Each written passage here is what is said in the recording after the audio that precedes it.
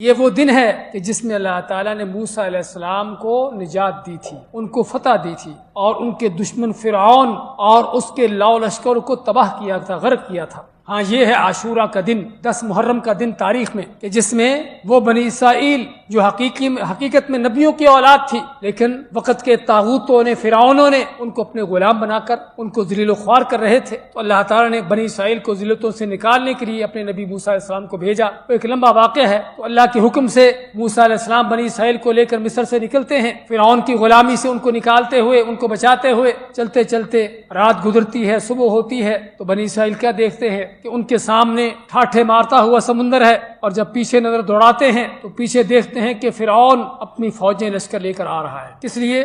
بنی اسرائیل کو پکڑنے کے لیے۔ بنی اسرائیل ان کو پکڑنے آ رہا تھا۔ بنی اسرائیل نے جب دیکھا کہ آگے سمندر، پیچھے فرعون، اس کی فوجیں، تو موسیٰ علیہ السلام کو کیا کہتے ہیں؟ انا لمدرکون، کیا موسیٰ مارے گئے، پکڑے گئے؟ آگے سمندر، پیچھے دشمن، بھاگنے کا کوئی راستہ نہیں۔ لیکن دیکھیے بھائیو، ہم چاہتے ہیں کہ یہاں سے توحید کے سبق سیکھیں کہ مومن کون ہوتا ہے۔ موسیٰ علیہ السلام انہوں نے کیا کہا؟ ان کو بھی نظر آ رہا تھا کہ سامنے سمندر ہے، پیچھے دشمن ہے، نکلنے کا کوئی راستہ نہیں ہے۔ لیکن جن کا اللہ پر حقیقی ایمان ہوتا ہے، انہوں نے کیا فرمایا؟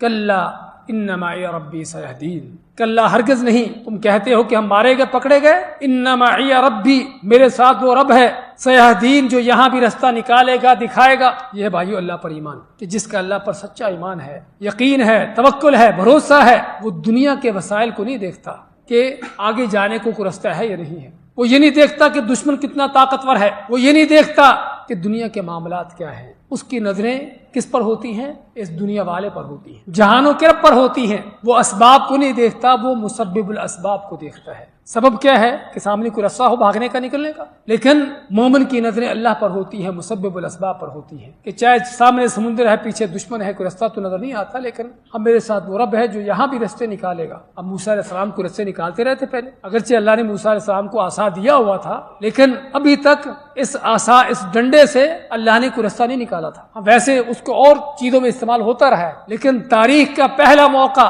آدم سے لے کر قیامت تک شاید اس کے علاوہ کوئی دوسرا واقعہ نہ ہو کہ جب آسمان دیکھ رہا تھا، تاریخ دیکھ رہی تھی کہ صرف ایک ڈنڈا، ایک عصا پانی پر پڑتا ہے تو کیا ہوتا ہے؟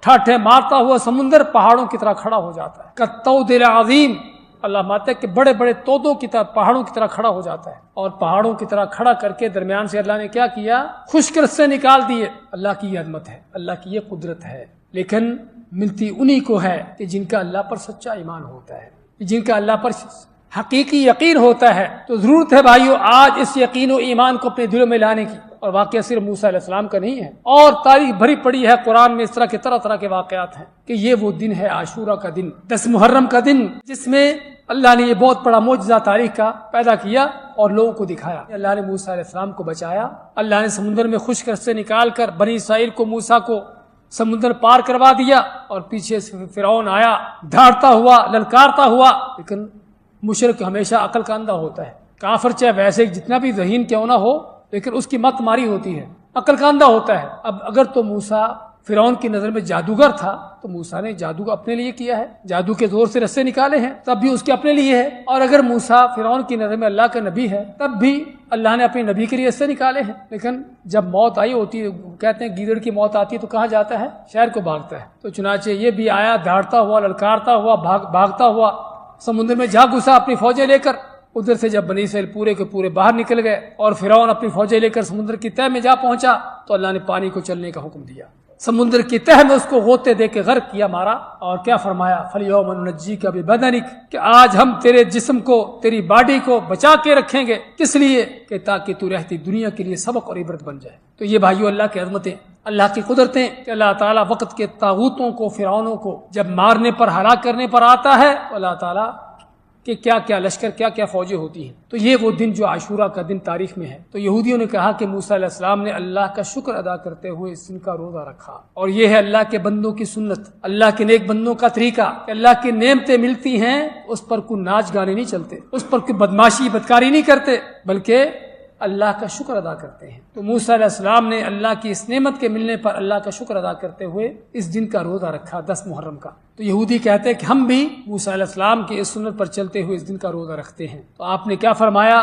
نحن اولا بموسیٰ منکم، اور دوسری روایت کے لفظ ہے کہ آپ نے صحابہ کو فرمایا، اے صحابہ، اے مسلمانوں، حقیقی معنوں میں تم موسیٰ علیہ السلام کے حقدار ہو، کیونکہ یہودی تو ان کے دین کو بگاڑنے والے ہیں۔ حقیقی معنوں میں مسلمان ہیں جو موسیٰ علیہ السلام کے دین کو لے کے آگے چلنے والے ہیں۔ آپ نے عاشورہ کا 10 محرم کا روزہ خود بھی رکھا اور لوگوں کو بھی یہ روزہ رکھنے کا حکم دیا۔